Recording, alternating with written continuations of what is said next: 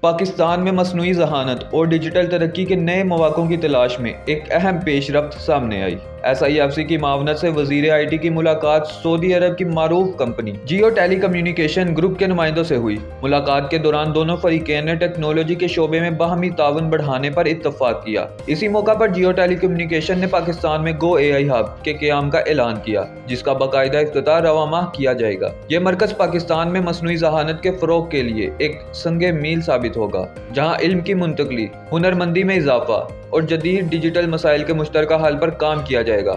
وزارت IT کے مطابق یہ قدم نہ صرف پاکستان کے نوجوانوں کے لیے روزگار کے نئے دروازے کھولے گا، بلکہ ملک کو خطے میں ایک اہم ڈیجیٹل ہب میں تبدیل کرنے کی سمت میں بڑا قدم ہوگا۔ ملاقات کے دوران دونوں ممالک نے ڈیٹا سینٹرز، ڈیجیٹل انفراسٹرکچر اور ٹیکنیکل ٹریننگ جیسے شعبوں میں تعاون بڑھانے پر بھی آمادگی ظاہر کی۔ یہ اشتراک پاکستان کی ٹیکنالوجی انڈسٹری کے لیے ایک نیا دور متعارف کروا سکتا ہے، جہاں انسانی صلاحیت اور مصنوعی ذہانت مل کر ترقی کا نیا باب رقم کریں گے۔